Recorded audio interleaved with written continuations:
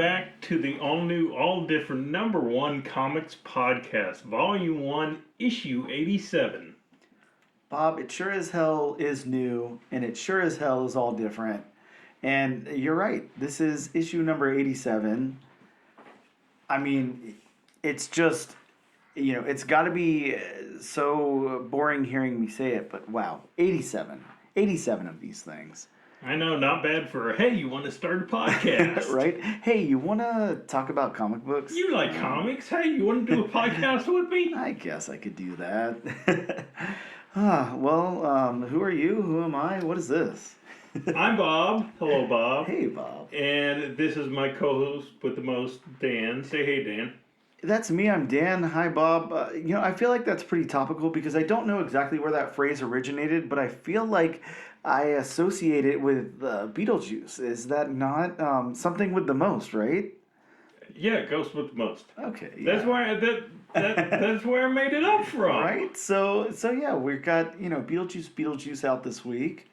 Yeah, the next installment's going to be Beetlejuice. Bob, you weren't supposed to say it 3 times. Jesus Christ. I know. Come on, don't you know better? I know. Is it like saying Bloody Mary in the mirror? Oh, Bob, don't get me started, okay? I don't need any evil ghosts in this house, all right? Well, I mean, I got enough to deal with. I have 2 barking dogs. Well, I mean, I said it 3 times, so I got I put bad juju on myself. I guess here's the real question. You have Beetlejuice, and then you've got Bloody Mary. What happens if they both show up at your house at the same time? Does one cancel the other one out? Do they kill each other? Do they team up to haunt me? Like, what's going to happen here?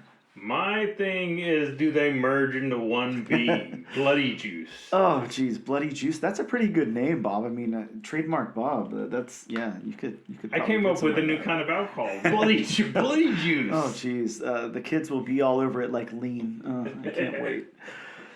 But as each week we are a podcast which takes a new #1 issue that hopefully, I say in air quotes, comes out, this week. Well, this one did.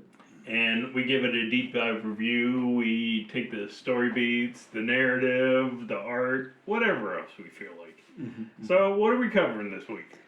Bob, back from the House of Ideas. As you know it, I call it Marvel Comics, but people have different names for all kind of things. Yeah. We have Avengers Assemble #1. And mind you, Avengers Assemble, what is this, the 3rd volume? I don't know. I don't have it in front of me. It's not... I believe it's the 3rd volume, yeah. Yeah, it's not the 1st volume of Avengers Assemble, of course. No. This one is written by Steve Orlando, friend of the show, Steve Orlando. Mm-hmm. And we just have a huge team of people on this. Corey Smith, penciling, and just, I'm not going to go through the whole list right now because there's no point in doing that. But yeah, we've got Avengers Assemble, issue #1. There's so much crazy stuff to talk about in this issue. I'm actually looking forward to this conversation, Bob, because I talked to you before we started recording about my comprehension of the issue. So you're probably going to have to bail me out a few times here and there. Well, there were probably some outside factors that contributed to your level of comprehension of this book. That's very true. And it's not lean, I'll have everybody know. Could be Bloody Juice, but we'll see. Well, with that being said, let's take a quick break and we'll come back with some comic book news.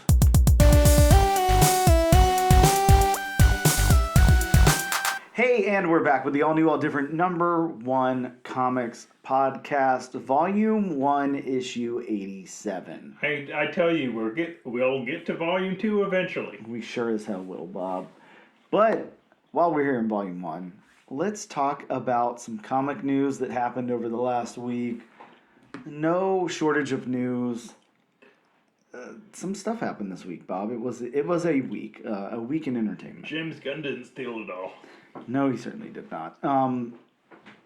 First up, we're getting Hellhunters, and if you don't know what Hellhunters is going to be, it's an upcoming limited series with Ghost Rider 44.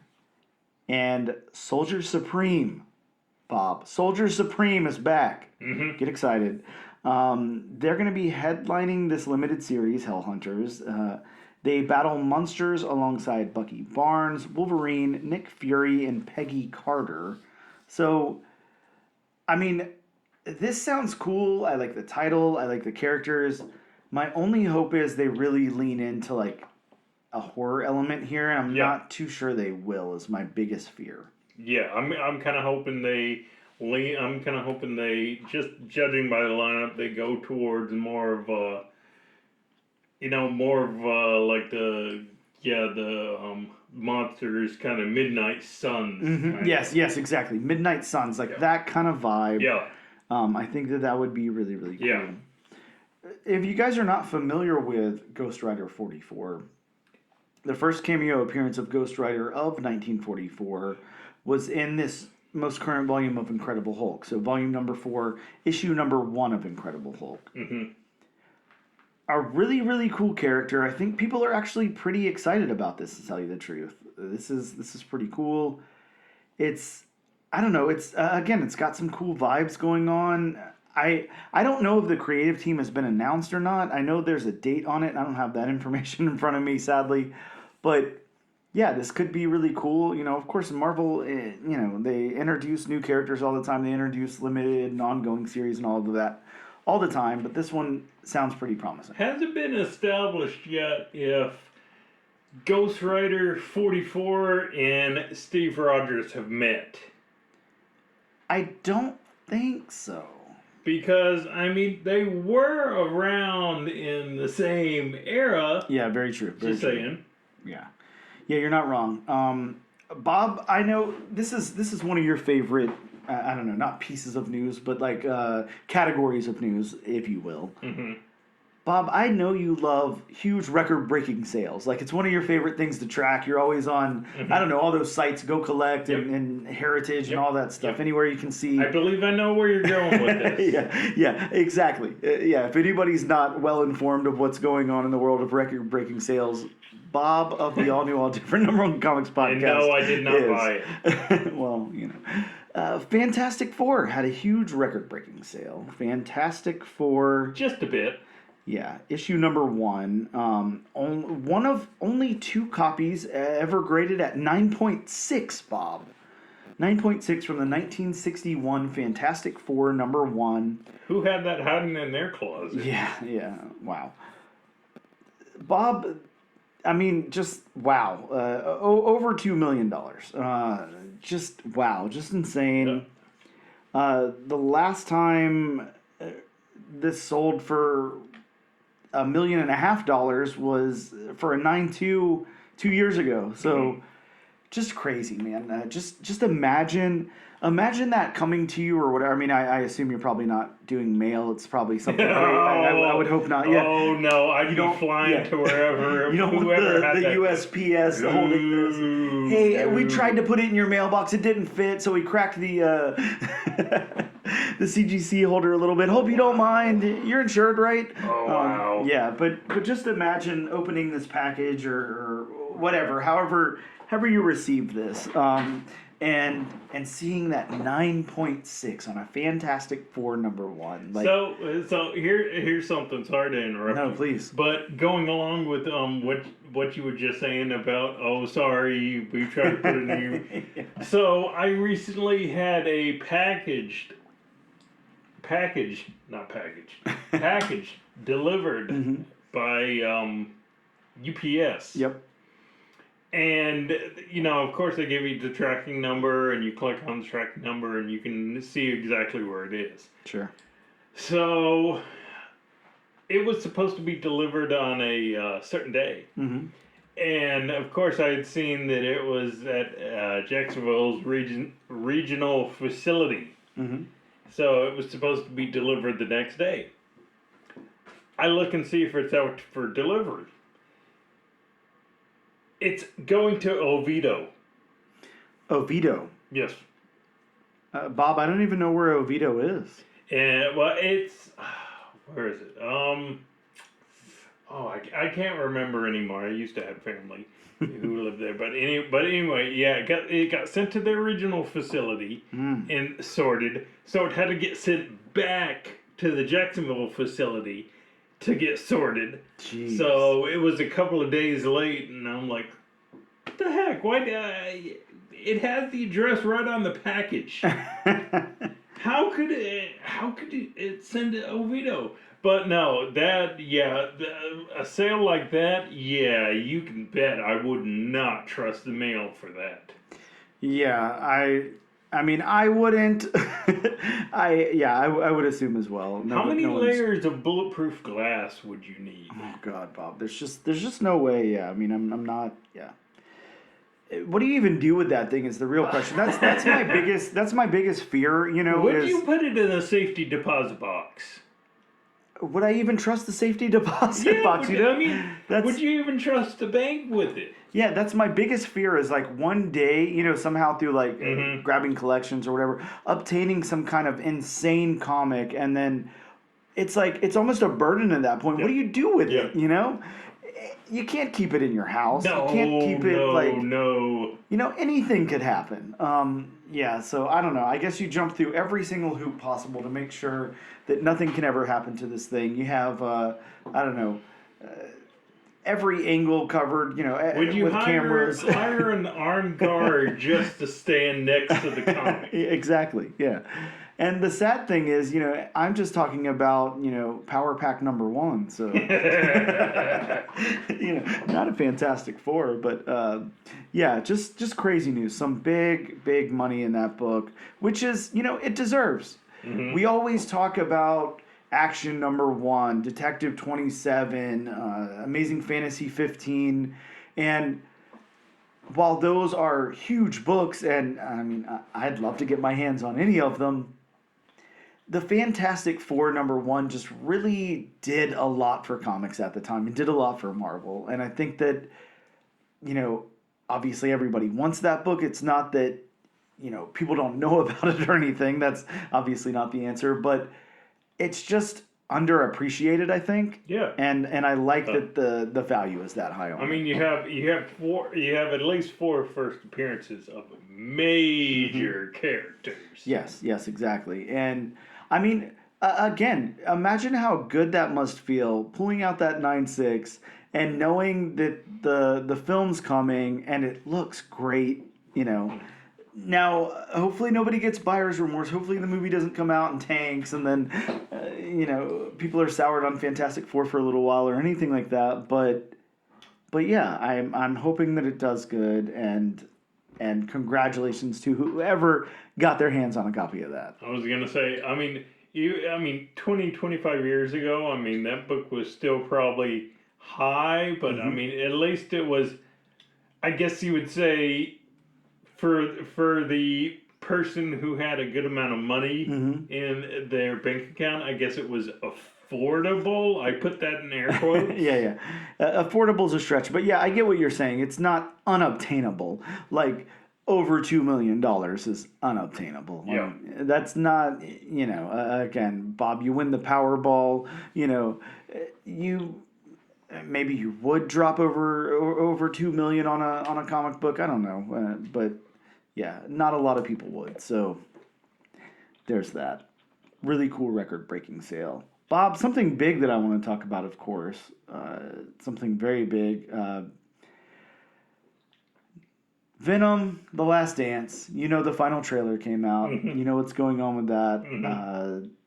You know what is going on with the big reveal in that trailer, I would assume. I do. So I assume everybody knows at this point, but spoiler alert if you haven't seen the trailer. 3, 2, 1. You've been warned. Yeah, you have.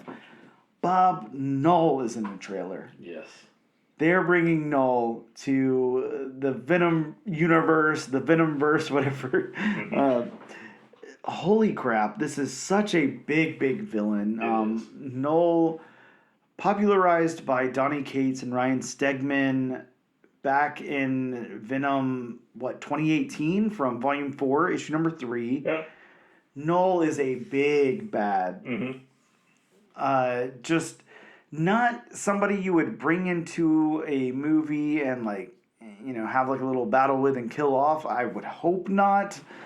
This is a really big character, and we still don't know who's playing the character. Is one of the big mysteries shrouding what's going on. I'm kind of there. hoping not Josh Brolin.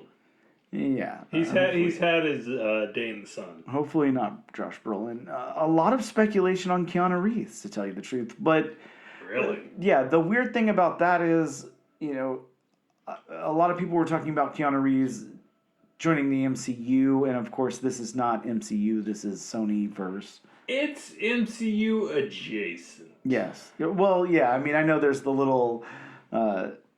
There's a way in. There's a backdoor way in, of course. So if this is Null and they keep him alive in the movie, which there is going to be a Spider-Man 4, so there is a way in. Yeah, there's a way in. So if there was somebody as big as Keanu Reeves in this thing, and he's going to be the big bad, like moving forward somewhere or something. Yeah, there's. Honestly, at least look-wise, I can see Keanu. Likewise, yeah. Because body-wise, he definitely has the no look. Yeah. And he definitely has the hair. Right? Yeah. I mean, the hair is number one, right? Yep. Oh yeah. I mean, sure they can put a wig on anybody, but I don't know. I mean, in the trailer, I mean, they did show what looked like symbiotes. Mm-hmm.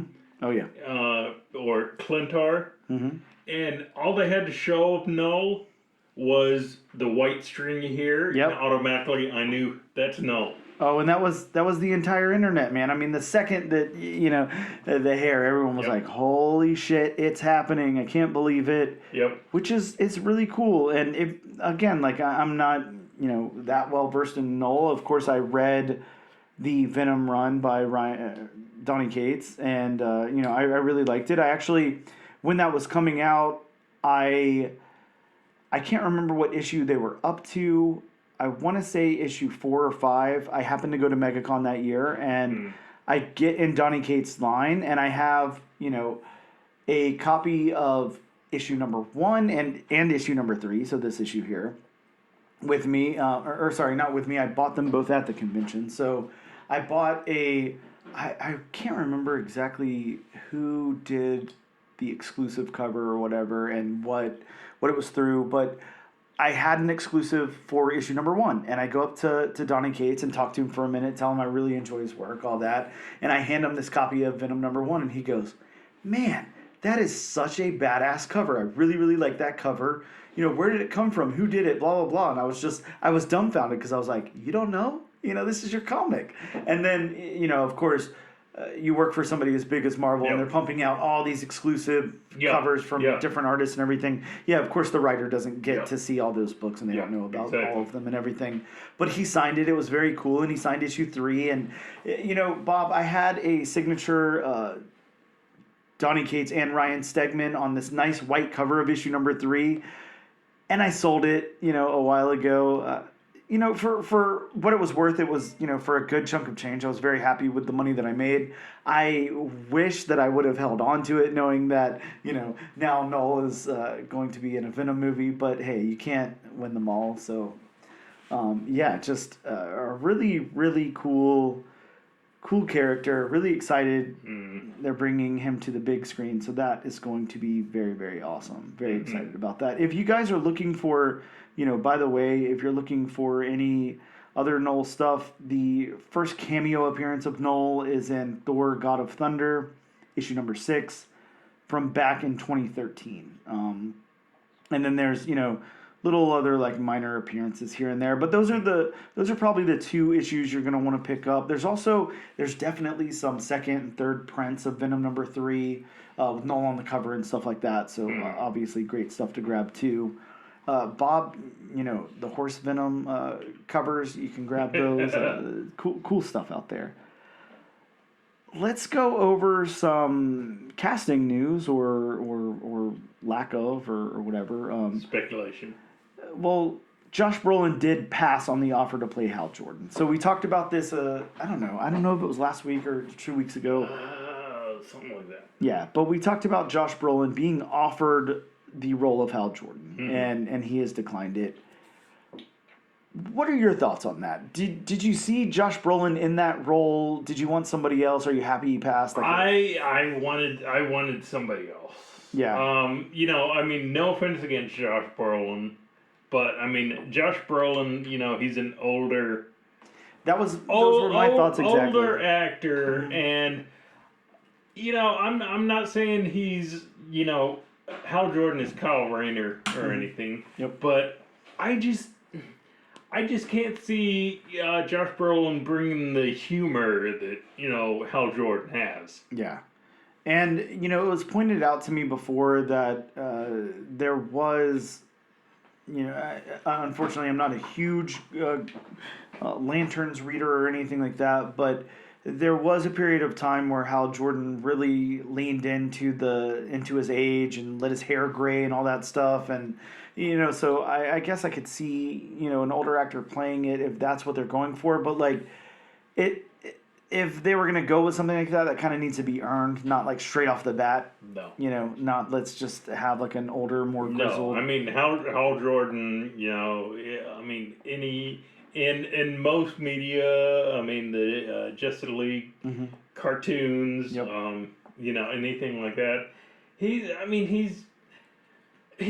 not like young, like early 20s or anything. I mean, I would think he's maybe early to mid 30s. Yeah, that's somewhere in there is what I would imagine as well. So, I mean, but yeah, you don't need to automatically go old man Hal Jordan from the start. Yeah, I agree, especially not with that. Some other rumored casting, and of course, that did happen. Josh Brolin did pass on that offer, but Jared Leto apparently rumored to be offered Skeletor in the Masters of the Universe movie. Just keep Jared Leto away from anything. Yeah, I mean, I'm not going to lie. I'm not trying to be mean or anything, but I thought Jared Leto was canceled.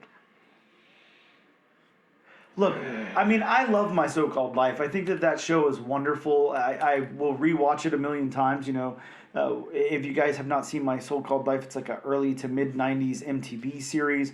Only had 19 episodes and then was canceled, but that's where Jared Leto comes from. That's where Claire Danes really got her start. Really, really fantastic show about, being a teenager in the 90s. Really, really good. Well, yeah, a TV show. Yes. And he's very good in it. The whole cast was really good in it, but I don't see him as Skeletor. I feel like you gave him Joker, and look what he did to that. Terrible, terrible depiction of Joker.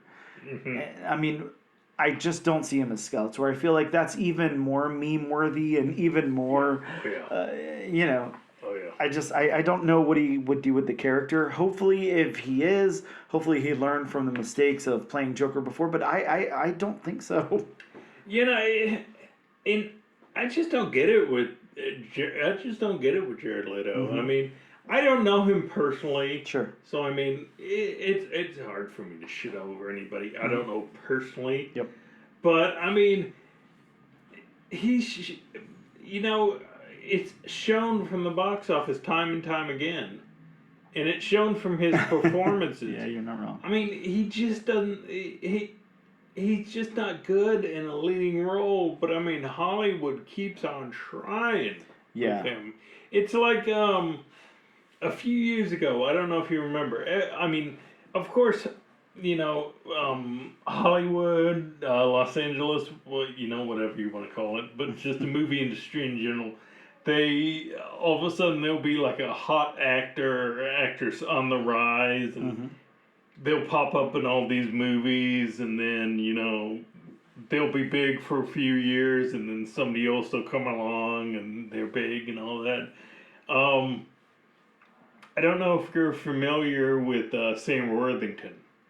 The name sounds very familiar. Did you see Clash or Wrath of the Titans? Not the OG Clash of the Titans, but the remake Clash of the Titans. Yes. Mm-hmm. I tried to watch it. He played Perseus. Okay. But, I mean, for a while there, it seemed like Sam Worthington popped up all over the place in every single movie. Mm-hmm. And, I mean, none of his performances or any of the movies he starred in was Clash of Titans, Wrath of Titans, Man on a Ledge. Mm. So, I mean, none of his movies were what you would call box office gold. Sure. Yeah, I mean, we'll have to see what happens with Skeletor again. Like, I'm not. Jared Leto just doesn't scream Skeletor to me at all. I don't know who I see in that role. Maybe, someone a little bit younger for one. Jared Leto looks great. He looks phenomenal, but he is, in his mid to late 50s, I think. Still doing great. Again, still acting. He's touring with his band, everything. But I just would like to see, that offered to somebody else who could maybe do something a little different. I gotta say, I'd rather see him as Skeletor than him as He-Man. Oh yeah, well yeah, He-Man's not going to work there. Yeah, completely agreed. Bob, let's move over to some sad news. I know that sad news happens, especially in the comic book industry. John Cassaday, we talked about this off air, of course. Mm-hmm. John Cassaday passed away just, September 10th, mm-hmm. a few days ago. It's September 15th when we're recording this, so less than a week ago, John Cassaday passed away. We still don't know the exact reasoning or whatever, and that's his and his family's personal business, so we don't have to get into that, but huge impact on the comic book industry, mm-hmm. as you know. Did some work on one of my favorite series, and you're going to laugh at me, Bob, but I just love Gen 13. Gen 13 is such a cool series, and yeah, did some great work there. But the first, basically an introduction to Planetary. So, Planetary, kind of one of John Cassaday's big things, along, with the work that he did on Union Jack. And then, of course, that Volume 3 of Astonishing X-Men, a big, mm-hmm. big run on that. Did some cool stuff there. Bob, you probably know him best for his work on Star Wars, I would imagine. So, mm-hmm. Again, like I love his work. I would say I'm most familiar with him with Astonishing X-Men. That's where I was like pretty much introduced to him and know him well from. Anything you want to say about John Cassaday? It's okay if not, but I just, I know Star Wars related, if there's anything you wanted to point out or anything, or, if not, just know, the second volume of Star Wars, John Cassaday, a big player on that. Mm-hmm. So a big loss to the comic book industry there. So artist and writer, he was one of those unique few who could do both. So yeah, we lost somebody at the age of 52 at that. Yeah, so really I was gonna say. I mean, it's always a shame when somebody. Of course, 52 isn't young, but I mean, it's not an age where you should, worry about. Okay, tomorrow may be it. Yep. Yeah, completely agreed. And, I mean, I'm sure it happens in every industry, but I feel like, you and I both try to keep up to date with comic book news and all of that. And it seems so frequent, that you have somebody passing away at such a young age. So it really sucks. Of course, it's an inevitable part of the experience here, Yeah, but and always sucks to hear. And unfortunately, me being a big wrestling fan, mm-hmm. unfortunately, in that industry, mm-hmm. Especially with some of the older people who dabbled around with substances, it happens quite often. Yeah, and I guess that's a good takeaway from this is, and of course, let me not overshadow his death with anything that doesn't apply to him because, again, we don't know his cause of death, but we are not at all speculative that he was like, doing anything bad or wrong or anything like that. Just a general PSA, since we're talking about the subject, but it sucks and it's hard to hear and all that. You're a kid, you're a teenager, you're a young adult, whatever, and your parents tell you to, stay off drugs or whatever. And it's so hard to hear those things because you're like, I gotta experience life. I'll try this, whatever. Yeah, that stuff like really can catch up with you in the end. Mm-hmm. So always be careful. Be very aware of your current actions. what repercussions those might take later on in life. You see a lot of people who, have a great time drinking or whatever, and then, they're 40, 50 years old, and then they, have something wrong with their liver or whatever. Anyways, again, doesn't apply at all to John Cassaday. Not suggesting that in the slightest bit, but just, a little PSA side note. Right. Bob, I'll give us a little upbeat, and then we'll go back down. But Spider-Man 4 has its director. We've got Daniel Destin Cretton, the director of Shang-Chi. I already said Cretin. Cretin? Okay, good. Yeah, well, that's what you're here for. Correct me whenever I pronounce something incorrectly. Yeah, so the director of Shang-Chi will be directing Spider-Man 4. That's cool. I don't have any problems with this news. My only question, and my question to you is, do you feel like the big fans of the Shang-Chi film are getting screwed? Because there was supposed to be a sequel, and that's not even on the board anywhere. Well, it's funny that you bring that up, because I don't know if that was a part of your news. No, it wasn't. But before all this happened with Jonathan Majors, and before the next two Avengers movies had to be, rewritten and had Robert Downey Jr. injected into them, there was speculation that Avengers Secret War, which was that the first one or second one? I honestly don't remember. But whichever that one that was, that was from what I'm hearing, that was supposed to be a sequel to Shang-Chi. Okay, interesting. Which kind of makes sense because of the post-credit stinger of Shang-Chi, where it turns out that the 10 rings are calling to somebody. And that the writing on the rings, and the writing some of the iconography we saw from Kang, kind of matched up. So I'm going to take it that the rings and Kang were tied together somehow. Very interesting. Yeah, I could see that. Yeah, I don't know. I don't know what that means for, this Spider-Man movie. I thought Shang-Chi was, directed very well. It was a well put together movie. I do too. Yeah. So I think that that's good. I'm excited. I think a lot of people were kind of questioning, like, what's up with this next Spider-Man movie? Like, are we moving forward? What's going on? And then, of course, that happened. So very cool. I'm still pretty salty we don't have a director or anything going on with Blade, but, looks like Blade really might just not be happening, so not much I could say about that. Bob, again, I'm going to bring us down, then I'm going to bring us back up. You're just a roller coaster. I know. I'm a roller coaster of emotions. Bob, James Earl Jones. Basically right after we recorded the podcast. I know. I hit real hard on you. I'm sorry. That's a deep cut. I know. Right. The first cut is the deepest. Right after we recorded last week, this happened, like maybe a day later. So it's been, kind of on my mind. I wanted to get your thoughts on it. But, the James Earl Jones, the voice of Darth Vader. The voice of Darth Vader, the voice of Mufasa, yep. The voice of live action Mufasa. He was a big part of Meteor Man and Conan the Barbarian and just so many cool things. But yes, James Earl Jones has passed away. But, again, sad news with John Cassaday being so young.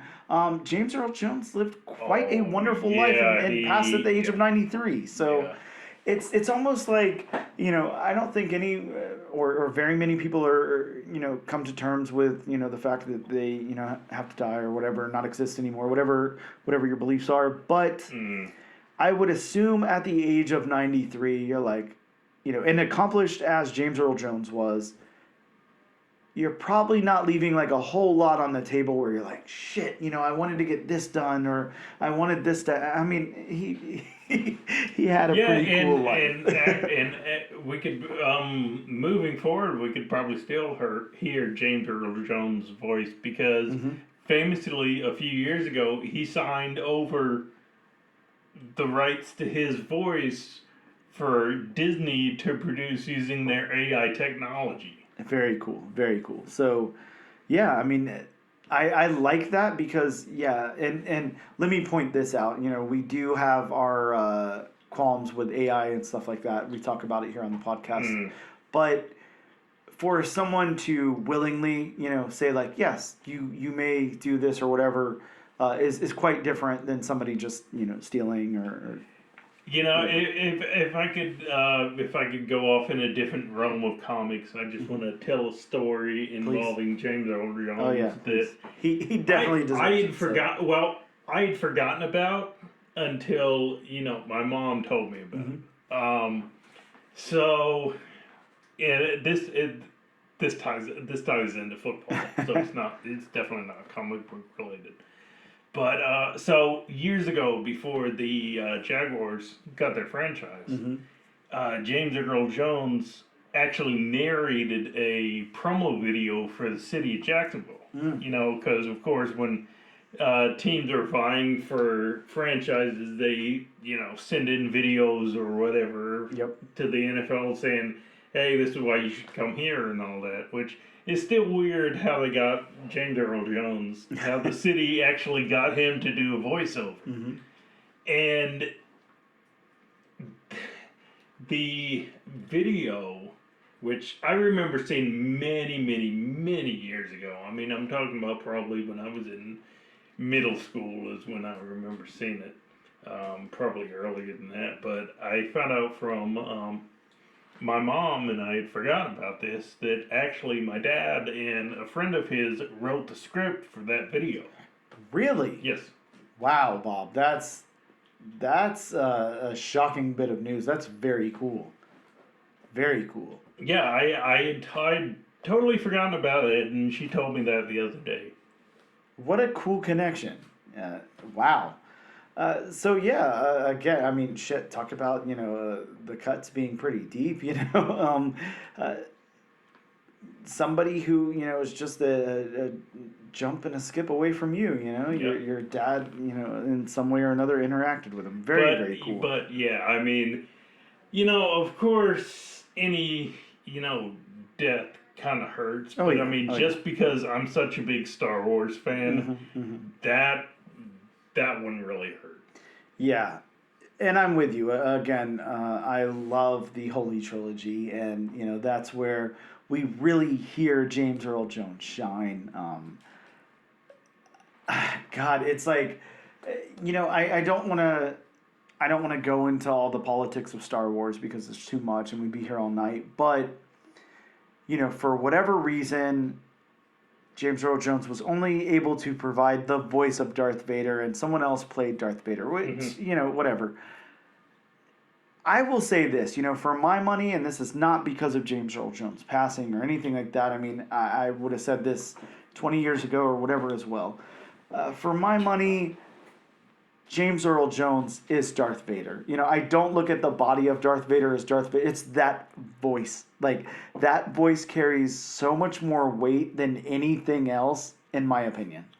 Well, I think if I remember correctly, they always intended to use somebody else's voice, and actually the gentleman underneath the suit, David Prowse, who was a I believe he was Irish, either Irish or Scottish. I can't remember exactly, but he was a bodybuilder, and of course during filming he would be the one talking because of course they hadn't added James Earl. He hadn't done any of the recording or anything, and David Prowse for a long time. A very long time. I don't know if they ever mended fences, but actually had a little bit of a beef with George Lucas because George Lucas apparently did not, let David Prowse know that, hey, we're just using you for the performance. We're not going to use your voice. And I mean, it's like, how do you even comment about that? It's like, I don't want to take away anything from the guy who thought he was, doing the work out there and everything else. But I mean, I'm sorry. I think that James Earl Jones is so important to Darth Vader, who is so important to Star Wars, who is so important to the world of science fiction, that I'm sorry. I think that you take James Earl Jones out of the equation in Star Wars. And I don't think Darth Vader is as big as villain. I really don't think he is. It's not even that for me. I think it goes to a whole nother level. I don't know that the movie would have as much of an impact if not for James Earl Jones. I could definitely see that. I feel like there's an argument for that because I feel like it's I feel like there's a big argument for that. Yeah, it's just too iconic and it's just too perfect. Well, yeah, without his voice, your villain wouldn't be near as menacing. And I mean, I'm relatively sure, this is not news to anyone. Everyone out there has seen Star Wars. If you've not, don't tell Bob that. But, just go back, go on YouTube, listen to a couple of clips or whatever, listen to some, iconic like lines or whatever, but just, you can't hold a candle to that. It's so perfect and it works so well in the movie. And the second that you hear Darth Vader's voice, it's just like, oh shit, it's very impactful. So I don't know, huge loss there. He definitely had one of the most distinctive voices in cinema history, and just perfect. And again, that's not even touching something like The Lion King, which is the exact same way. It doesn't work without James Earl Jones. It just doesn't work. No. That movie would not be what it was without James Earl Jones in that role. So I could sit here all day and talk about how perfect he was at acting and voice acting and all of that. I'll let it go for now. I was going to say, we'd be here for a long time. I mean, I could go on forever. But just know that, we probably... I don't know if we'd be talking about Star Wars. I really don't feel like we'd be talking about The Lion King at all, if not for James Earl Jones. So just, very, very important and huge, impactful loss. So wherever you are, Godspeed. You're amazing. So, Bob, my last little bit of news here, and again, this happened like the day after recording the podcast. Ice Cream Man gets its, I don't know if they're writers or what, but they've got their team to adapt Ice Cream Man for Sony here. It's Alfred, Golf and Miles Miller, I'm not sure. Two people who worked on Beetlejuice and Wednesday to produce this adaptation. Ice Cream Man's such a really, really good horror anthology series out from Image Comics that came out in 2018. Kind of like one of those just came out of nowhere and really heated up right when it came out and really never saw any lows. Kind of like very similar to Something is Killing the Children. It's like the second it came out, really hot book, probably pretty under-ordered, and copies are selling left and right. It's selling like crazy. Just like Null is right now, Ice Cream Man is selling very, very good. So I went super heavy on Ice Cream Man. I am very happy to say I have plenty copies of every issue of that, every cover, everything. I remember there was a quarantine special that came out right in the height of the pandemic, and for whatever reason, I decided to order 100 copies of it from our local comic book shop. So he got me a nice deal on those. And I mean, even then, when I was doing my live sales, I'd throw one up and sell it for $20, and it cost me $1.50 or $2 or something. And yeah, it's just a wonderful, wonderful book. Really excited for an adaptation of that. Very, very cool. I think that's about it. We've been in news for a while. We're at the 45-minute mark here, so yeah, probably time to shut up and start talking about the comic. Bob, the last thing I do want to do, just to mix it up a little, make it a little more personal. We talked the last time about kind of what we've been watching or doing that week. I'd love to touch on that again. So I know you just came from a big football game. You're a big football guy. Unfortunately. Maybe, it wasn't the best game ever. But, if you have anything you want to say about that or anything you've been watching or playing or doing this week, I'd love to hear about it. The Jaguars lost. Yeah. So did the Gators, so did the Seminoles.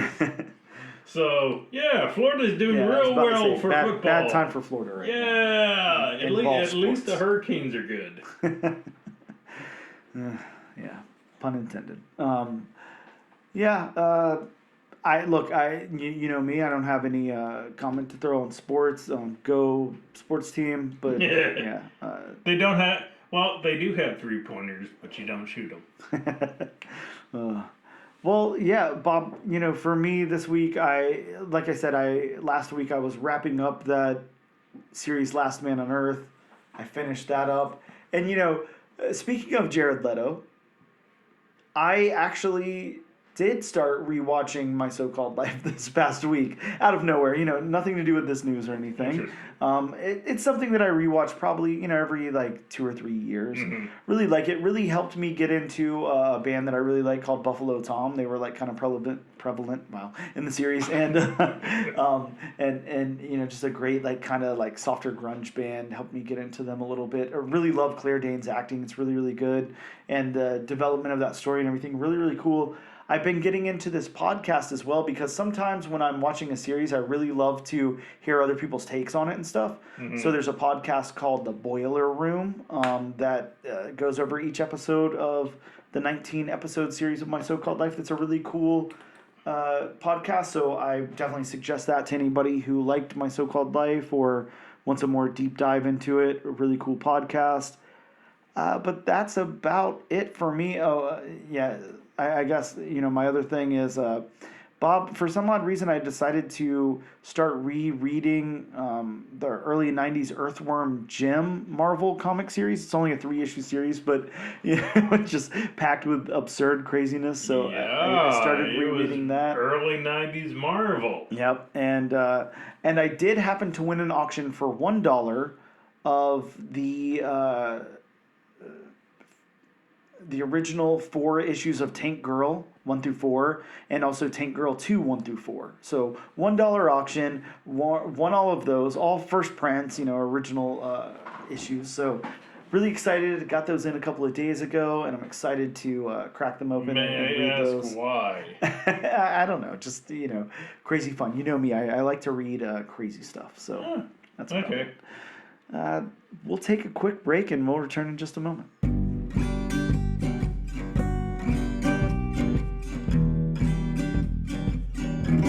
Hey, and we're back with the all-new, all-different number one comics podcast, issue number 87. Bob, it's probably time that we talk about some new comics that dropped in shops this week. Again, we're recording on a Sunday, so it's pretty much the tail end of the week. If you want some of these books, I don't know, maybe there's a chance your local comic shop has them, maybe not. Always worth a shot. From DC Comics, we got Absolute Power, Task Force 7, issue number 6.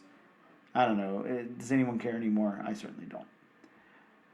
It says that Mad Cave got Dark Empty Void number 1. Now, I picked this up over a week ago, so I don't know. I don't know if I got hooked up or if this is behind. But this one, again, from Mad Cave, in an underground facility, scientists lose control of a black hole, resulting in the appearance of a mysterious teenage girl whose identity must be discovered before the planet is consumed. Wow, Bob, sounds Very like interesting. Yeah, I was about to say it sounds like a typical day at your high school, but whatever. I don't know, no luck to check. So. Yeah, true. DC Comics brought us Green Lantern issue number 15. Wow. Bob, as you know, we keep talking about Star Wars here. We got the series finale from Marvel of Star Wars, issue number 50. This was the 3rd volume. Yeah, have you read the series finale yet? You know, being the biggest Star Wars fan, I never got, I never started the Star Wars proper series. Okay. I'm only on, the spin-offs. Okay, like, okay, gotcha. Darth Vader, I was on Dr. Aphra. Oh yeah, I went heavy on Dr. Aphra too. Very cool. From Distillery, that's right, Distillery is still putting out giant books. We got Time Waits, issue number 1. This one is a soldier from the future cannot bear himself to complete his mission. So instead, he builds a normal and happy life in the past until his employers from the future come to take it away. Bob, that's a pretty cool synopsis there. Interesting. Yeah, I actually really like it. And it's written by Chip Zdarsky. So, yeah, probably some pretty good writing on that. But yeah, I like the concept. Really cool. Bob, we got Uncanny X-Men issue number 2. This one has the first full team appearance of the Outliers, Calico, Death Dream, Jitter, and Ransom, as well as the first appearance of Sarah, the first girlfriend of Charles Xavier. Oh. Yeah, I mean, I was hoping for like a cooler name or a code name or something, but her name's Sarah. What else? Bob, we got Venom issue number 37. We've also got Venom War Carnage issue number 2. Badass cover there, Venom and Carnage. We got Venom War Wolverine, a 3-issue event tie-in. Venom Verse Reborn, issue number 4, with the first appearance of Nighthawk X Venom. And the first appearance of King and Crimson. Finally, we got Wolverine number 1. That's right, Wolverine has started again. And Wolverine number 1, written by Saladin Ahmed, with art by Martin Coccado. If that's how I'm supposed to pronounce the name. Those are some of the new books that dropped in shops this week. Again, probably going to have to get to those shops pretty quick if you can still find a copy of any of them. We'll take a quick break and we'll be back with the potatoes and potatoes.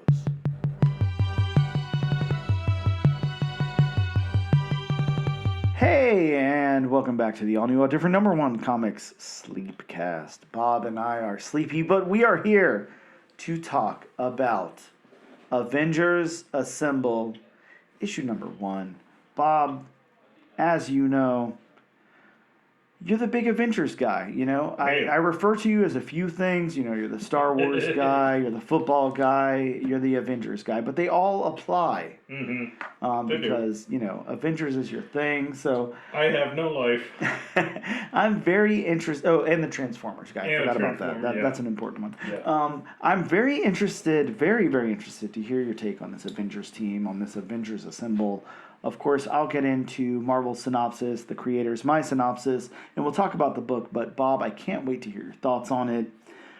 Bob, return to Avengers Mansion. When vampires attack, a ragtag group of volunteer Avengers change the tide of battle.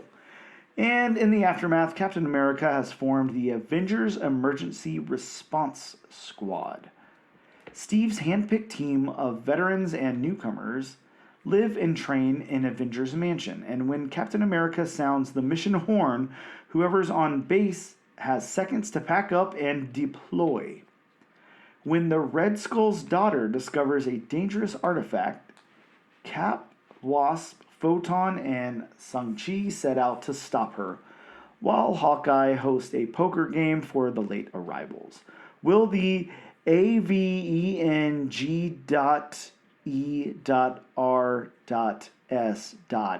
pass their first real test? And did someone say jackets? Spinning out of Jed McKay's Avengers, comics powerhouses Steve Orlando and Corey Smith join forces to expand the world of the Avengers. Wow, that's a synopsis, Bob. That is a synopsis. I mean, It is. I'm gonna give it to them for that one because, like, well done. You know, I know. That's definitely That's definitely up there in the upper echelons of synopses we've actually heard. Yeah, I'd love to know who wrote that because that's good, man. And it That's like a sounds like hype, the yeah. comic we're reading. Yeah, true. Yeah, it does. Yeah, you're right. So how about these creators, Bob? You know, we've talked to Steve Orlando, We have. so you can just scroll back through the catalog and find our interview with Steve Orlando because it was freaking awesome to talk to that guy. So cool. He's a really cool guy. He's best known for his work in DC Comics with Batman, Martian Manhunter, and Wonder Woman. And the Midnighter series, which was nominated for a GLAAD Media Award. But yeah, Steve has done all kinds of cool stuff. Supergirl, Mighty Morphin Power Rangers, Marauders, Commanders in Crisis, Scarlet Witch. Ever heard of it? I have. The Unexpected. The list goes on and on, Bob. There's just so much to choose from there. Just some really, really cool stuff from Steve Orlando. Again, and we talked about it when we talked to Steve, but a big 2099 guy does the Spider-Man 2099 stuff, the Dark Genesis, all that, the Exodus, the Annihilation 2099, just Conquest, really, really cool stuff from Steve Orlando. We'll also talk about Corey Smith for a sec. Corey Smith, the penciler, illustrator of this book, worked on Teenage Mutant Ninja Turtles for IDW, worked on Ghost Rider, worked on Magnus Robot Fighter, Captain Marvel, Moon Knight, Nova, Guardians of the Galaxy, Wolverine, Conan the Barbarian, Weapon H, one of my favorite books, Amazing Spider-Man, Phoenix Song Echo, The Avengers, Doctor Strange. Again, the list goes on and on and on. I was going to say, he's done a lot. Yeah, he's done a lot too. So, no point in staying in that wheelhouse. We do have a dedicated inker, is a Beta Mako. I don't know. I'm butchering your name. My apologies. As well as Orwin Jr. We've got Sonia Oback on colors and Corey Petit on lettering. Again, probably butchered all of those names, but I can say Steve Orlando and Corey Smith. So I'll stick with them as my main people for this book. Bob, I'm going to go into my synopsis, and full warning here, this is very disjointed. I did not have a lot of time to write the synopsis, and yeah, you're probably going to have some questions. So let me just start, and we'll make it through. Avengers Assemble opens with Sen finding the goddess of hates and masks. Sorry, in Ruggen, Germany. Bob, how am I supposed to pronounce Ruggen? I think it's Rugen. Okay, that sounds more German than Ruggen. Okay, good. Ruggen, Germany. Over to Avengers Mansion in New York. Captain America and Jarvis discuss the new Avengers Emergency Response Squad. Cap, Photon, Wasp, and Shang-Chi gear up to go deal with Sen. Elsewhere in Germany, Black Mamba, Sidewinder, Puff Adder, and I believe the name was Tiger Snake. Not too sure who that is, Bob. So I just wrote here some other snake dude. Do something. So what they've done here is, and again, these are my notes, so I'm making commentary on my notes. Right. I'm going off script here for a second. But what they're doing is they are dealing with unearthing some barrel and bringing. They've got a secret mission aside from everything else. So back over to Sen. The hate she's sending out is taking a toll on everyone, including the Avengers team. And back over to New York, Hawkeye waits in the mansion since he missed the Avengers. Flashback to Sen versus the Avengers. They fight. And back to the mansion, Hawkeye, She-Hulk, Lightspeed. That's right, Bob. Lightspeed from the Power Pack. I know you're excited about that. So. That character, which I told you off air, I had no idea who that was. Yeah. Wonder Man and Hercules all hang out. Back to the fight. Sen gets distracted and Wasp flies up Sen's nose. Photon uses Captain America's shield and defeats Sen with some kind of cool combo trick that she's doing. I'm not sure exactly how to describe that. Back to the other Avengers, they play poker, and Night Thrasher shows up. He's got some new suits for the team. And then far below New York, Viper and the other serpent peoples hang out and comment on how they had the Avengers distracted so they can unleash the tears of Mephisto. Bob, what the hell did I just read? I mean, it makes less sense in my synopsis, my breakdown, than it does in the comic. So retelling this book was definitely a huge chore. It's not something that I did very elegantly, but let's talk about these story beats. Yeah. Right. I wasn't a fan of the beats. I really wasn't. Just I mean, all the back and forth stuff. I mean, it began straightforward enough, but just all the back and forth stuff. You know, I mean, going from the response, going from the ones that showed up, and going into the fight, but then the constant going back and forth between the late arriving members. Yeah. To me it was kind of like just stick to one story. Yeah, and I'm with you. I think that, the way that it moved was just very disjointed. That's why, reading back on my synopsis, it's like, if I read this for face value and break it down the way that I always break down a comic, it's very hard to retell, only because it's not that I don't understand the storylines that are happening and everything, but I'm trying to comment it, the way that it unfolds in the book, and it's probably not the best choice for this particular book, but it is what I do, so that is what I did. But wow, yeah, I mean, it just unfolds so clunky, and I mean, I'm not gonna lie, there's too much going on here. There is. I mean, you have the whole Sins plan, you have the whole Avengers response team coming together, you have the Serpent Society doing their thing, stealing a barrel of tears. It's kind of like, focus on something. And then you've got the B team at the mansion, playing poker, and people just keep showing up, and it's just like, it's almost like, I love to go to League of Comic Geeks app and look at, the creators and all of that, and it usually has a little breakdown of the characters. Just look at the characters in this book, Bob. There is, I mean, how many characters isn't that? 4, 8, 12, 16, 20, 24, 28, characters in this book. It's a lot. This thing is crammed full of characters. This book should have been narrowed down. I mean, take Sin's storyline out, and it wouldn't been as disjointed. Take the Serpent Society story out and keep Sin's story. It wouldn't have been as disjointed. But the fact that they focused on so much.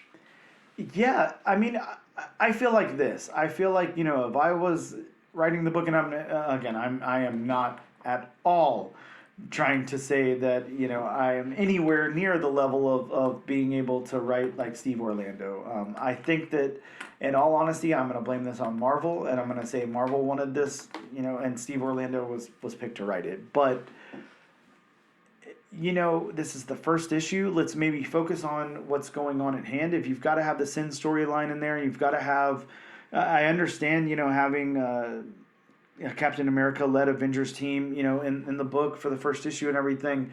Yes, do that. And then maybe have like a flashback at the end to where, Clint shows up at the Avengers mansion and is waiting on everybody else.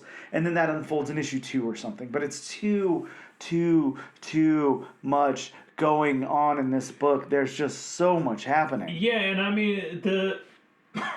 mean I guess it was cool, showing it distractions so the Serpent Society can do what they're doing, but ultimately, if you've read this book, you know what happens. So the whole Sin storyline is just kind of pointless. It really is pointless. It goes nowhere. They defeat her, in this battle that unfolds, in between 4 other things going on. It's not very impactful. I think Sin is a cool character. It's cool to have Red Skull's daughter and then have her like really powered up with this ancient artifact mask that's a goddess of hate's mask and everything. I think It's that's cool and interesting, but the way it was just defeated like that. yeah. I mean, it's not like the God of War Ares helmet or Mm-hmm. anything. Oh wait, it pretty much is. Yeah, I don't know. Yeah, I'm with you. I think the beats were too disjointed. It was Yeah. too much going on here, and I Mhm. think we could have really focused. And I'm gonna say this, and this hurts to say. When I went back to read this the second time, I was like, okay, this was one of those and I'm sorry, I haven't even made it to the comic book shop this week. That shows how crazy this week has been. I had to read this digitally, but I was like, okay, this is a 60-page, or this is a double-sized issue. Bob, this is only 32 pages. I was like, this is not only 32 pages. There's no way in hell. Yeah, I kind of know what you're saying. This book definitely felt like it, was longer than, the actual book. I mean, why couldn't we have an entire issue about the poker game? Yes, exactly. And I mean, this is my problem. Every element in here was cool. The Serpent Society stuff was cool. The digging up the ancient artifacts, the distraction for the Avengers fighting Sin, the Avengers in the poker tournament. All of that was cool, but it was just so much in this one 32-page book that it was like every time I felt like I knew what was happening or something was going on, it switched to something else, and it was just a lot. I was gonna say, with so much going on, we probably did need an oversized issue. Yeah, I agree. Just so, all the storylines could have been told. Give it a little space to breathe. Yeah, give it a little space, but being that it was only a standard size issue, I mean, nothing really went from A to B to C. I mean, No. it went from A to D to B to F. And I feel like we're getting into the territory of some of those Dynamite variant covers. We went from A to ZZZ to F to it's just wow. There was so much. Just too much. Yeah, way too much for my money. The dialogue, man, I don't want to shit on this book. I want to say this up top. I love Steve Orlando as a writer. I think he's really, really good. This didn't work for me on so many levels, but the dialogue, again, talk about, there's just too much in here. I can't open a book of this caliber and have this much wording. It's just too much. It didn't work for me. I don't think the character voices really worked for me, but I don't think anybody had enough screen time to work or not work. I don't think that that's even fair to say, because somebody as big as Cap, somebody as big as Clint, it's like if you broke it down, they probably both said a total of 4 sentences. There's just not a lot of room for anybody to talk here. And it just switches perspectives and all of that so often that I don't really think the dialogue worked for me either. The narrative of the book, Bob. I mean, again, just like the beats, the narrative of the book.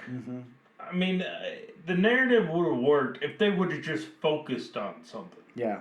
Instead of, going all over the place. I mean, I get what it is. I mean, it was, for lack of a better term, it was like a magician's trick. You pay attention to one hand, you don't know what's going on in the other hand. I mean, that's essentially what the narrative was. Yeah. But then you intersplice, the poker game, which had, really nothing to do with the narrative at all. Not at all. And it's just again, just focus. And I get it. It's all going to come together in the end. We're going to have this emergency response team. We're going to have everybody in Night Thrasher's new uniforms. We're going to have some cool characters interacting because, you put, Lightspeed, Night Thrasher, Hercules, Wonder Man, you put all these guys together, something really cool is going to happen. It's going to be a very interesting, cool dynamic, and I like the team that's being built here. But yeah, narratively in this book, in this first single issue, I need this to be contained to a first issue, and I don't think that was accomplished. No. Like, this is bigger picture. Like, that's what's written all over it. You've got to tune into issue number 2 and 3 and 4 to find out what's going on, and that's not a great selling point of a first issue. I want to love the book so much that I want to check out issue number 2, not be bullied into saying, like, if you want to know what happened here, you have to read issue 2. Like, I feel like that's the wrong direction to go in, and it just didn't really work for me narratively. World building. I'm going to say that's a big strength here. This world's very fleshed out. It's very lived in. We're very familiar with the Avengers mansion. These parts of Germany seemed really cool and fleshed out. I love the way the characters live in the world here. Everybody seems comfortable at Avengers mansion, which is cool. It's kind of cool to see Hawkeye just kind of walk in and own the place and, all of that.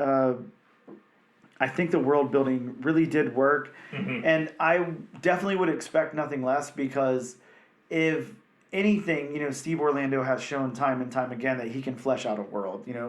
Think back to any of the 2099 stuff that he's done, the Annihilation stuff and the Spider-Man miniseries and stuff, and I mean, yeah, that's really like a strength for Steve Orlando, is the world building. So yeah, I think he executed well in the world building here.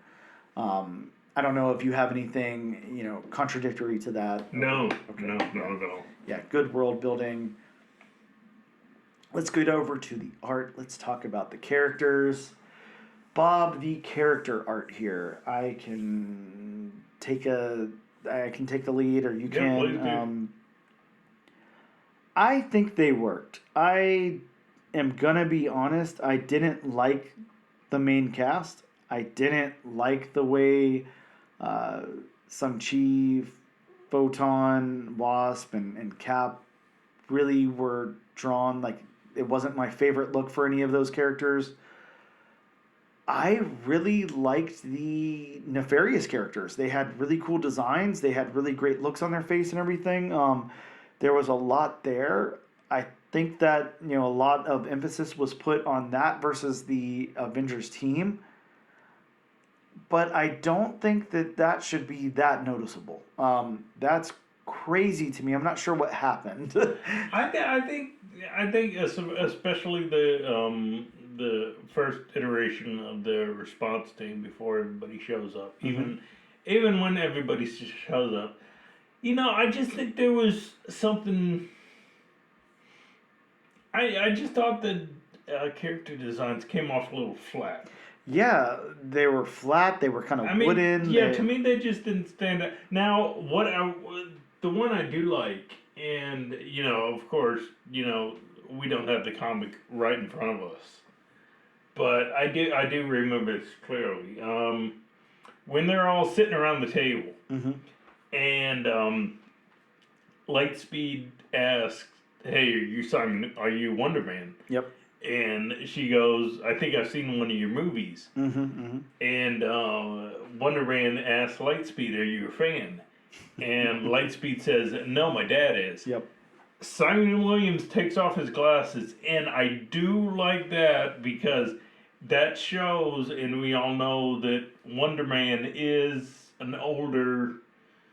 I don't know how old he is, but I mean, he's not a spring chicken. Yeah, he's not. He's not 22. No, no, he's up there a little bit. I did like that. Otherwise, I just think I just think the character designs of the Avengers just fell a little flat. It's just, I mean, I guess I can't say like flat, but very inconsistent, because there are some panels here where it really, really works and some where it really doesn't. Again, you have those close-ups of Sin with the mask on and her teeth and everything. She looks great. Some of the serpent characters look really good. The villains look good. This book is guilty of this. Did you read the digital or the print version? Print. Okay, so I don't know if you quite noticed this. I would assume you did, but this definitely had those panels where there's 4 or 5 characters packed into a very small panel, and they just outline the characters with no facial features whatsoever. Mm-hmm. I'm sorry, man. I can never defend that. I get it. You are working very, very hard on probably 10 books at a time trying to make your money, and I respect the hustle, absolutely, but I cannot ever defend not putting a character's face on their head. I can't do it. So I'm sorry, but that took it down quite a few notches for me. Now, to bring it up a little bit, there is a panel, a really nice panel here, where Photon and Sin are in the middle of battle, and Sin grabs Photon's face, and it's a very close up of both of them, and Photon even looks great there. You see like scratch marks all over her face and everything. It's a very good panel. I feel like Corey Smith is very, very capable of churning out some amazing work in this book. I don't feel like it was done 100% to execution here, is all I can say. So I don't want to continue to just say that over and over again, but it's way too inconsistent for me to say it's good. Because, wow, when he's good, he is like firing on all cylinders and is amazing. And when he's bad, he is bad. And he's not worrying about facial expressions and consistency from panel to panel and stuff like that. So I don't know. It bothers me to have to say that for somebody at this level, but it's just not there.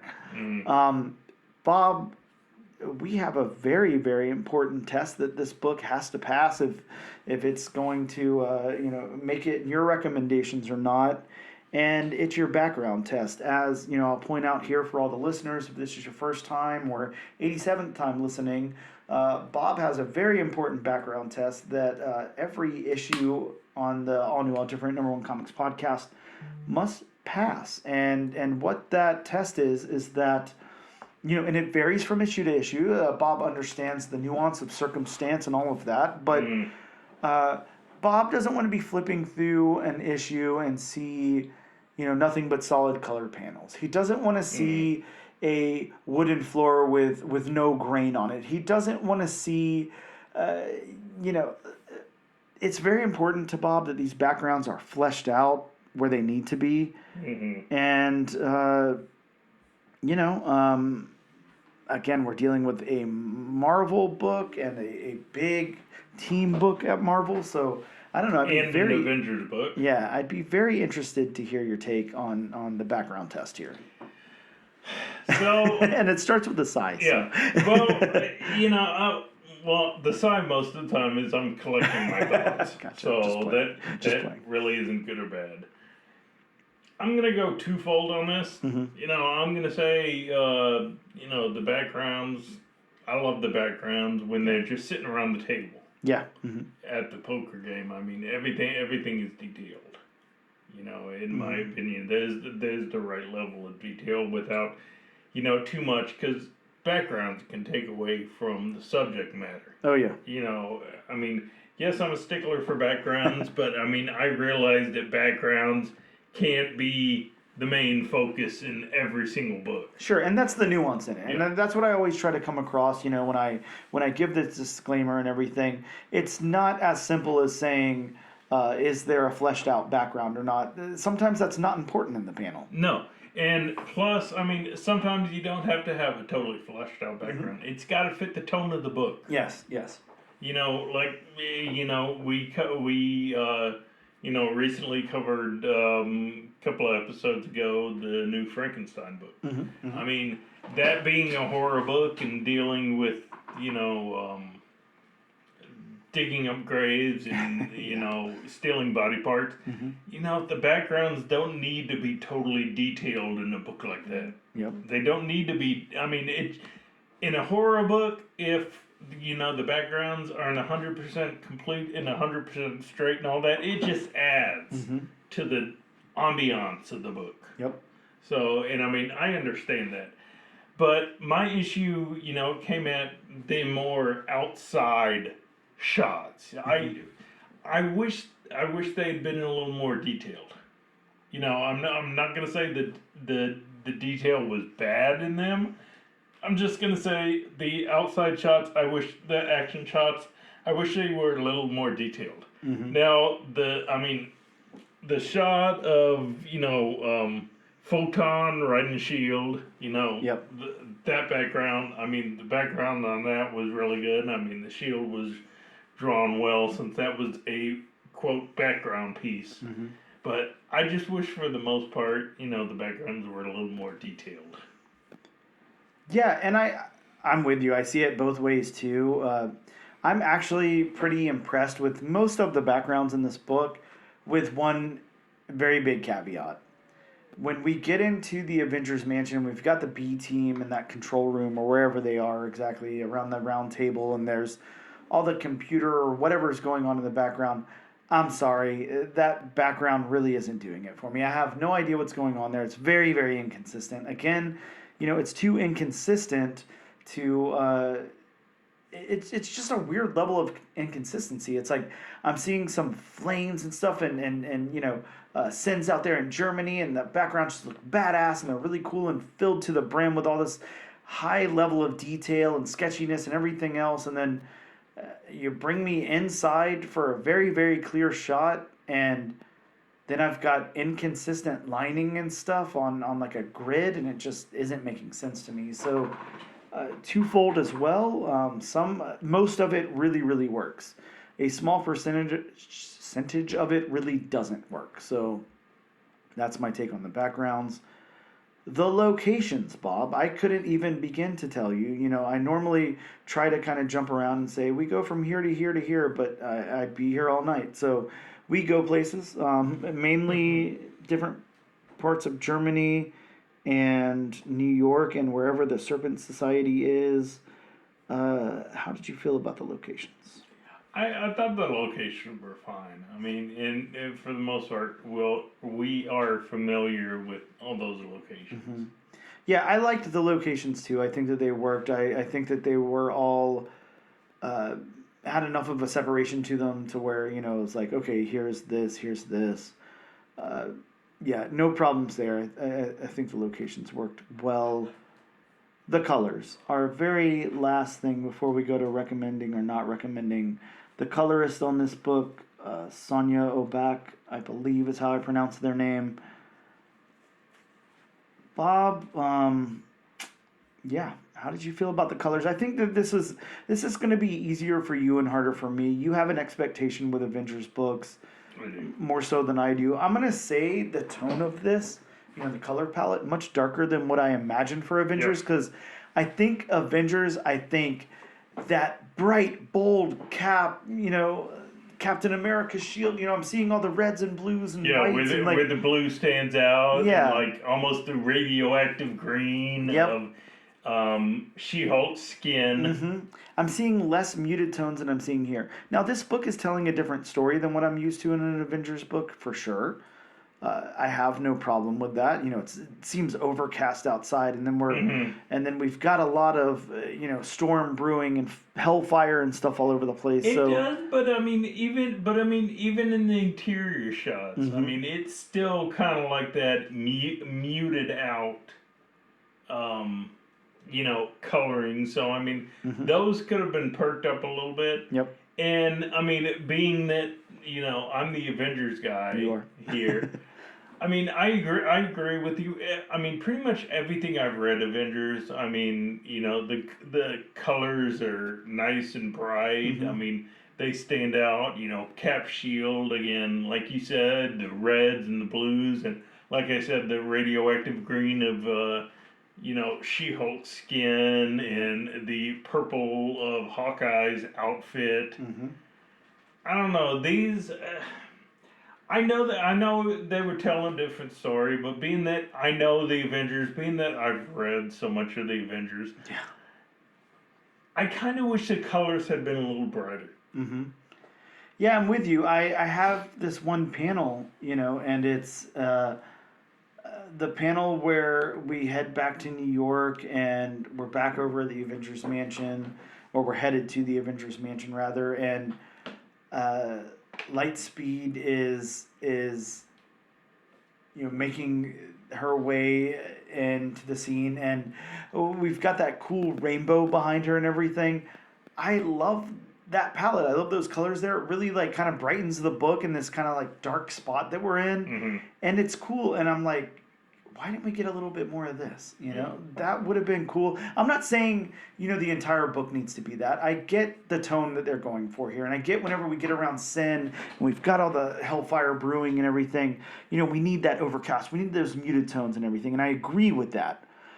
But I think that in Avengers Mansion, we should have had very bright colors. I think whenever we have the Avengers team proper, led by Cap, you know, we need those colors to really pop, and they just didn't. It was kind of weird. It was a weird tone, and I'm unsure of the of what they were going for here with it. So that's my read on the colors. Bob, of course, you know, the most important question. You're the Avengers guy, Bob. Yeah. You've read a lot of Avengers books. I have. You've probably loved some, hated some, been indifferent about others. Where does this Avengers Assemble land for you?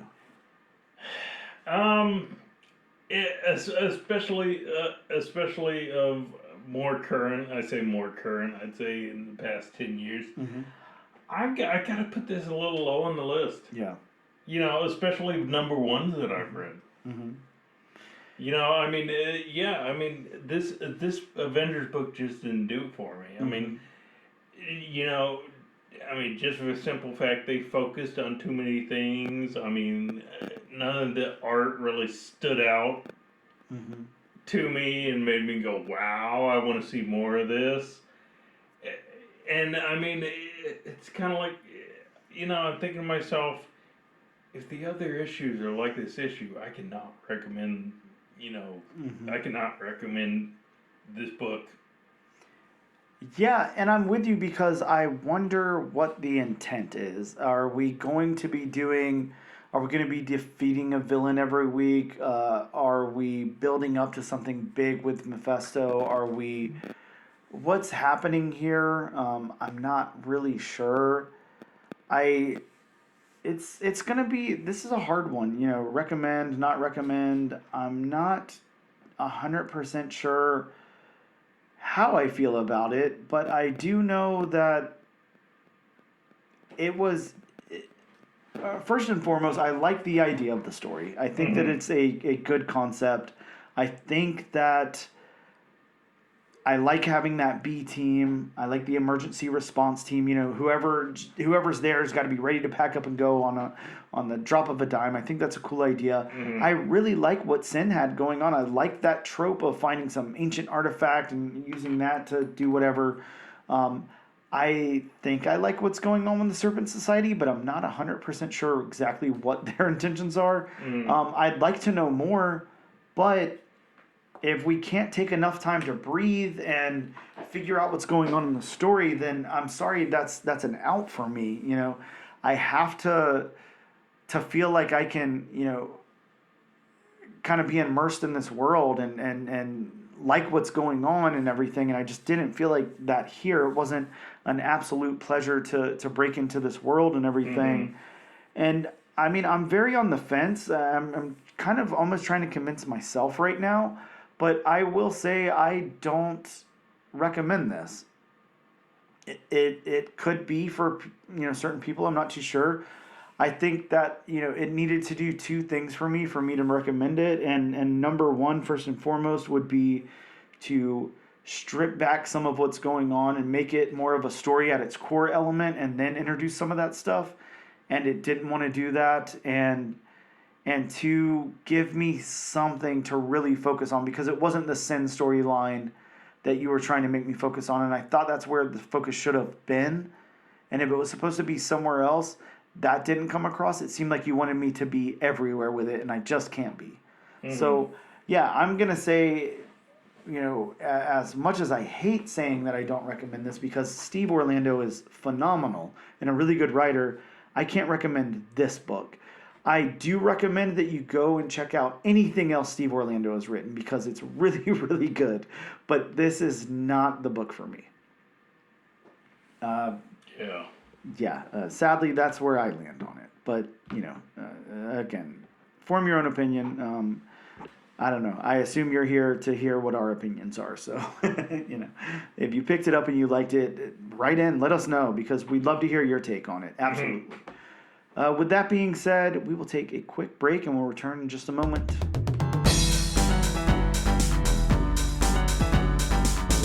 Hey, and welcome back to the all new, all different number one comics podcast, issue number 87. Bob, it's that time of the week where we talk about some new books that are dropping in comic book shops this upcoming Wednesday. Bob, as you know, tons of comic books come out each week. You got new number ones, you got ongoings, you got first appearances, last appearances, cameo appearances, all that kind of stuff. But, before it can get there, you've always got a disclaimer. So it's disclaimer time. Welcome to disclaimer time. Gather around for disclaimer time. Try not to transform during disclaimer time with Bob. Ooh, I like it. Very topical. Yeah. You had on the Energon shirt, Bob. I had to. Yeah, this is true. Like I say, this and every other week, these are some of the books that may be coming out to local comic shops. Fingers crossed, Bob. Fingers crossed.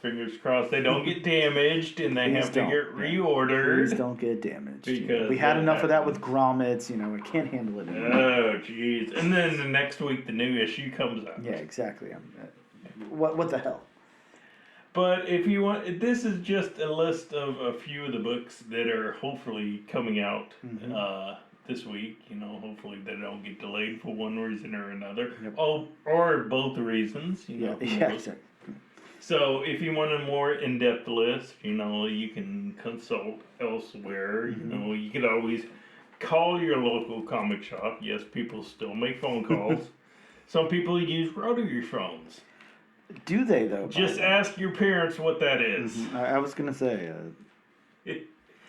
But, and a pleasant thank you go a long way in They this certainly world. do. They Certainly. still do. I mean, Yes. who knows? I mean, they may be nice and tell you each and every book that's coming out next week, give you a synopsis, tell you who's writing it, tell you who's coloring it, tell you who's, doing the art. I mean, and there's all the other channels. You have email, you have John Wick Tube System, you have Harry Potter Owl, you have Certainly. Unicorn. Anything else to add? Yeah, there's always different ways to communicate. Like you said, we can, you got snail mail, you got email, you have paper airplanes. You can just, walk up to somebody in person, which is, a little weird. People don't really want to see people, but I don't know if I've said this one before, and I don't want you to start a fire in your area, but, here where we're from, Bob, it's been raining every single day. It has. A forest fire is pretty unlikely to happen. Not to say that it can't happen, but Smokey the Bear would be mad at you. Yeah, but most likely right now, all that brush and everything is very wet. My roof is very wet. It's just very wet everywhere around here. So maybe smoke signals. It's a nice and one of the oldest ways to communicate. That is true. So, some smoke signals to your local comic book shop and ask them to send back smoke signals. So that way you guys are communicating. You know what else you could do? The old tin can and string method. Ooh, Bob, that's one of my favorites. Very, very, very, very long string. Oh, yeah. You might need a long one for that. This is true. But starting off the list of books that may or may not be coming out next week. We're gonna keep our fingers crossed for May. From Image Comics and the creative team behind Transformers. That's Daniel Warren Johnson and Mike Spicer. Are those the robots in disguise? Is that what you're talking about? Maybe. Oh, okay. You have The Moon is Following Us #1. Ooh, Bob, I kind of like that cover. I like the title. Yeah, very cool. Next up, from the comic book distributor with 3 characters. We have Multiverses Collision Detected #1. And, Multiverses Collision Detected #1. Is that the title of that book? This is a 6-issue crossover series with Steven Universe, Adventure Time, Looney Tunes, Scooby-Doo, and more. Wow. Very interesting. I'd like to point out, although I don't anymore, right here where you're looking was a Superman tattoo. So there was a Superman tattoo there, and an Adventure Did you Time. cover it up with Batman tattoo? No, I covered it up with this weird skull. But and then there's an Adventure Time tattoo right here. So I had the first crossover on my arms before I covered up the Superman. So I would like to say, that I did it first. But okay, good on you, DC. That's true. Next up from the House of Ideas, Marvel Comics, we have Venom War Deadpool #1. Venom War Deadpool #1. Wow, Deadpool in the Venom War. Okay. Next up we have Venom War Venomous #2. Yeah, we're just tying into this event, Bob. We are. Yeah. Wow. Okay. We are. Next up we have Deadpool #6. And Bob, may I ask why Deadpool #6 makes it on the list of books to look forward to next week? I can answer that. It claims that the death of Deadpool, which will lead to his daughter taking up the Deadpool mantle, and a potential debut of Camacho in costume. I'm kind of interested to see how Deadpool possibly dies. Yeah, exactly. How's that going to work? Considering Thanos cursed him to never die. Yep. Interesting. Next up from Dark Horse, we have Star Wars High Republic Adventures #10. I wasn't sure, but I, for some reason, thought that these weren't still happening. That's because this one is the series finale. So, man, we're just ending Star Wars all over the place. What's going on? Yeah, well, they're gearing up for new heroes and new stories, I guess. Again, from the comic company with only 30 characters, 2 of them featured in this book. We have Batman, Superman, World's Finest, #31.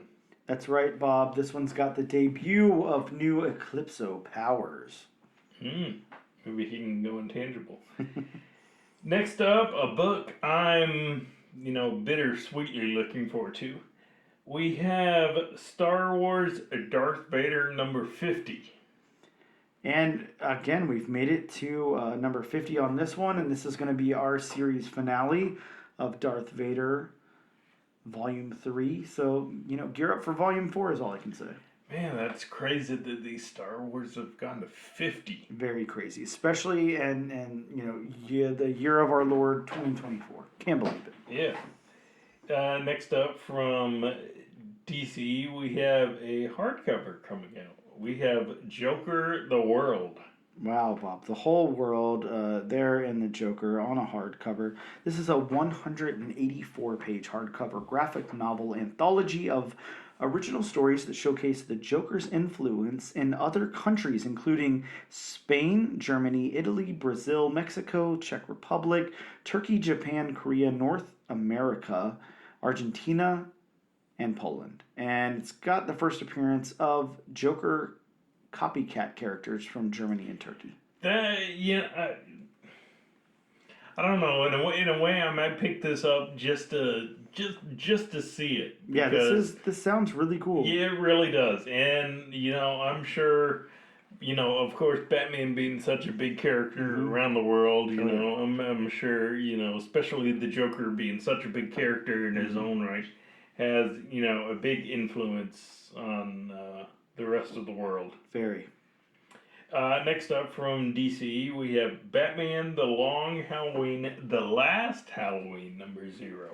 Yeah, and this is a reprint of the Long Halloween special, all the way back from 2021. And this is gearing up for another 12-issue, Long Halloween, called The Last Halloween. It certainly is a long hell of a So while. that's why they're releasing this. Going back to the House of Ideas, we have Spirits of Vengeance #1. Yeah, and who's not excited for Spirits of Vengeance #1. This one's got multiple versions of Ghost Rider versus Vengeance. Michael Balladino? We'll go with that. I don't know how to say that name, but We'll go with that. Yeah. Sticking with the House of Ideas, we have Venom War Lethal Protectors #1. Bob, back to the Venom War. It just doesn't end. This is a 3-issue event tie-in. Yeah.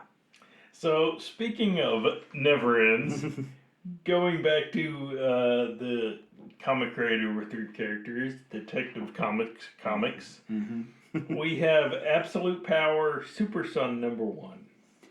Man, I hate the Super Sun stuff. Like I'm not gonna lie. What it was oh God, what was the book from, I don't know, 2017, 2018, the Super Sons book. Yeah. With Damian Wayne, and oh God, such a terrible book. I know some people really like that book, so maybe I'll get some hate for that, but geez, not interested. Moving on.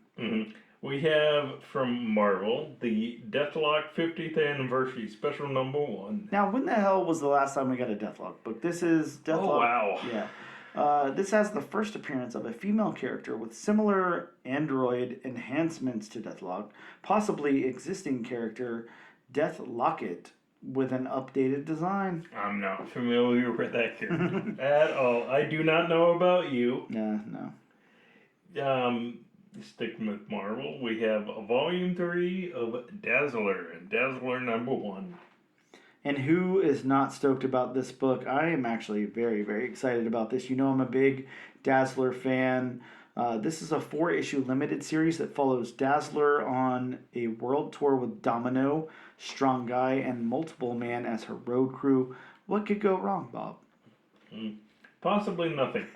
Possibly something. We'll have to wait. We got Multiple Man involved. Everything will be all right. From Boom Studios, we have The Graveyard Club #1. Bob, and this is my absolute most anticipated book of next week, possibly the year. I'm very, very excited about this book. As you know, this is an R.L. Stine book. That's right, the Goosebumps creator, R.L. Stine. This one sounds cool, so insanely cool. The big problem here is it doesn't fit our criteria for the show, so we cannot cover it. But that does not mean I will not be doing a bonus episode. Oh, you know he will. Yeah, folks. just so you all know, because I'm sure I'm gonna want to talk about this. I do just want to read the synopsis really quick. We're hitting on the later end of the podcast, but that's okay. Gravesend is as sleepy a town as they come, especially being surrounded by cemeteries. And the local kids could think of nowhere else they'd rather wreak harmless havoc. But being surrounded by graveyards comes with the persuasive reminder that there are more dead than there are living. This town is an endlessly eerie place with no shortage of strange and dangerous happenings.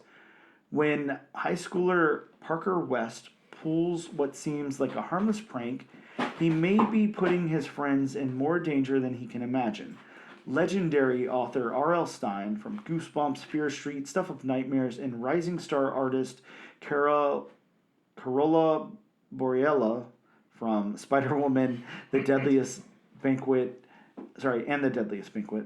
launch a coming-of-age horror series, A Breakfast Club in a Graveyard filled with frights, both nostalgic and new, for fans of Lock and Key and chilling adventures of Sabrina. Again, Bob, holy shit, this is like... I'm so excited for this book to come out. I cannot wait to read it. Wow. Yeah, that sounds like a book. Going back to Marvel, we have the Spider-Boy Annual #1. Spider-Boy. This one has part 8 of the Infinity Watch. I believe that's the penultimate book. The 8th and final? No, I think they're going to 9. Oh, okay. I believe. Don't quote me on that. Going back to Detective Comics, we have the third part of the Holy Trinity. Wait a second. we have Wonder Woman number 13. You know, and I wish the Wonder Woman books weren't a part of this Absolute Power tie-in, but sadly they are. Wonder Woman has been so good, so good. I hate to see it hijacked by Absolute Power. I was gonna say now it has to be now it has to be weighed down by tie-in. Mm-hmm. Speaking of weighed down by tie-in, we have Superman number 18. Mm-hmm. Yeah, again, part of the Absolute Power event that just never ends. You know, I would hate to see how many books you'd have to buy to. Oh wow! Yeah, if you wanted to. How many books have we listed in the past? What couple of months that have been an Absolute Power tie-in? Pretty much every DC book. Yeah, exactly, except for Birds of Prey. They better not mess with Birds of Prey. I love Birds of Prey. Stay away from my Birds of Prey. Oh, stay away from it, please. And finally, we have another facsimile edition. We have, in a Golden Age format, a facsimile edition of Detective Comics number 27.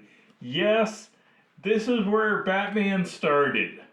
So, Bob, here's the question then. You know, does that cross over to the line of something you'd pick up because it's format, because it's in that 7.75 by 10.5 inch format? You know, it's a facsimile. It's the first appearance of Batman. Will you be picking up a copy? I'm not sure. As of right now, I'm kind of on the fence about it because, I mean, I understand the importance of the comic, and yes, I know it's a facsimile. That's the closest I'm ever going to come to Detective Comics number 27, barring I win the lottery. Yeah, I'm with you.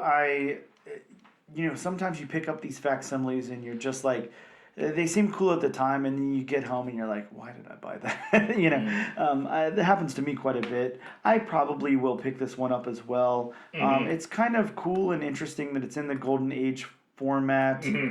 I don't know if that helps it or hinders it. I don't know. We'll find out whenever sales figures come out, but I'm sure this one sells quite a few copies. It's not in the distillery format. So. No. And that leads us to our last portion of the show, Bob. It's time to spin this wheel from wheelofnames.com and see where it lands. We've got 3 books on the wheel. Dazzler from Marvel Comics, Batman the Barbarian from Detective Comics, and The Body Trade from Mad Cave, written by Zach Thomas. So, yeah, very cool. Bob, let's spin this wheel and see where it lands. Because it looks like next week we will be covering, Bob, we're going back to Detective Comics. We're covering Batman the Barbarian, issue number 1. Get excited. No Dazzler for me. That's okay. I guess we'll have to do a guy dressed up like a bat. With a club in his hand. Oh, yeah. Hey, make sure you check us out on social media. Use our hashtag AllNewAllDifferentNation to be entered to win a copy of this week's comic.